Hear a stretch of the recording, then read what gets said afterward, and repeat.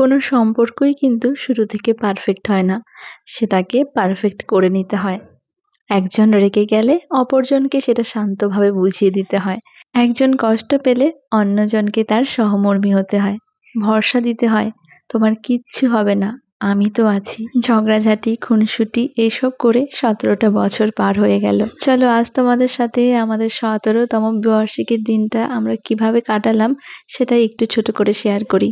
প্রত্যেক বছরই আমাদের এই বিশেষ দিনটা ঈশ্বরের আশীর্বাদ নিয়ে শুরু করবার চেষ্টা করি। এই বছরও তার অন্যথা হয়নি। তবে এই বছরে জানো তো একটা দারুণ ব্যাপার হয়েছে। ওই দিন আবার আমার ভাইয়ের রিসেপশনও ছিল।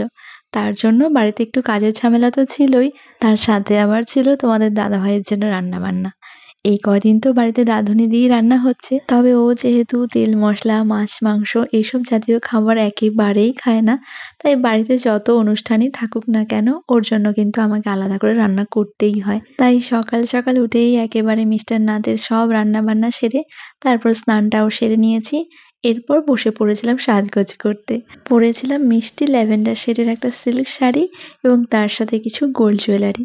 এই সিল্ক শাড়িটা আমাকে পাঠিয়েছিল বিএম এন্টারপ্রাইজ থেকে। পেজ ট্যাগ করে দেবো, তোমরা দেখে নিও। এই যে দুজনাতেই রেডি হয়ে গেছি, চলো এবারে যাওয়া যাক। প্রথমে ইচ্ছে ছিল জামালপুর যাব বাবার দর্শন করতে, কিন্তু মনে হয় বাবা এবছর আর ডাকেনি। আসলে সেদিন প্রচন্ড গরম ছিল আর অনেকটা রোদ উঠে গেছিল।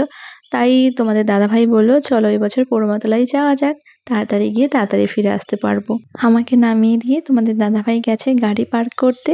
আর এখানে এসেই আমি যে দাদাভাইয়ের থেকে সবসময় পুজোর ডালিটা নিই, দাদাকে বললাম তুমি ডালিটা রেডি করো, আমি ততক্ষণে একটু আশপাশটা ঘুরে দেখি, যাতে করে তোমরা যারা সবসময় আমার ভিডিওতে বলো পোড়োমাতলা যাওয়ার ইচ্ছে রয়েছে কিন্তু কখনো যাওয়া হয়নি, তো তাদের জন্য আমি কিছুটা ভিডিও ক্যাপচার করেছি, যদিও পুরোটা ঘুরে দেখানো পসিবল হয়নি।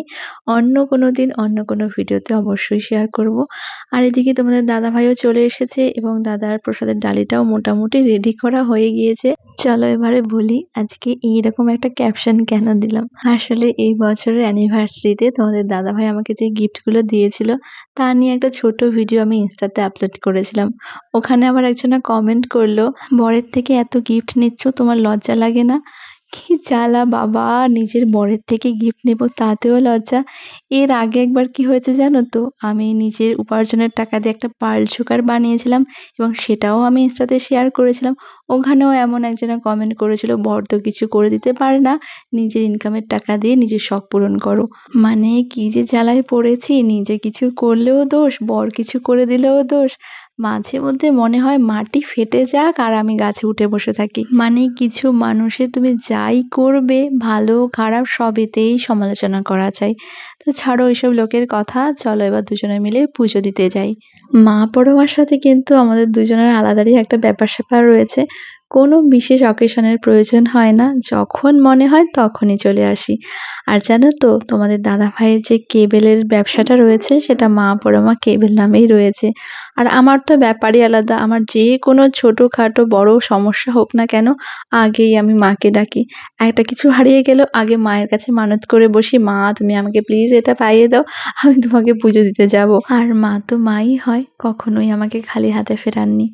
চলো মায়ের থেকে একটু আশীর্বাদ নিয়ে নিই, আর তার সাথে তোমরাও আমাদেরকে একটু আশীর্বাদ করো যেন সারা জীবনটা আমরা এইভাবেই থাকতে পারি।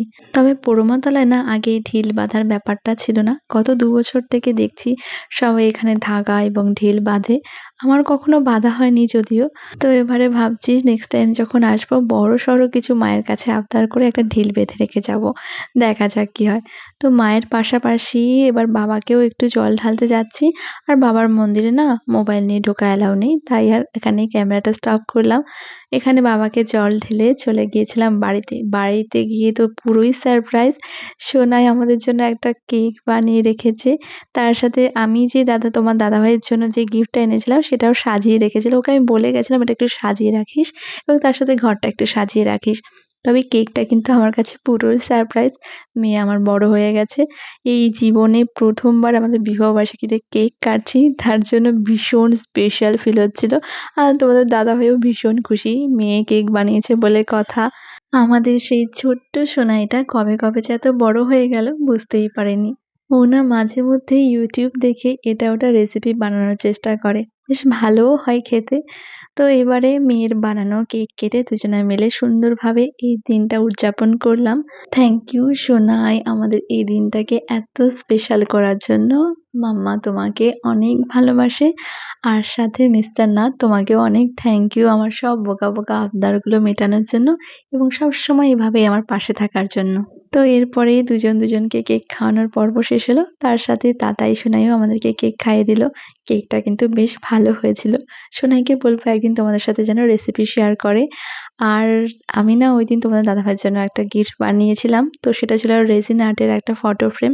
তো যেখান থেকে আমি এই ফটো ফ্রেমটা অর্ডার করেছিলাম, তোমাদের লিংক প্রয়োজন হলে আমাকে বলো, আমি শেয়ার করে দেব। তো আজকের ব্লগটা কেমন ছিল অবশ্যই জানিও।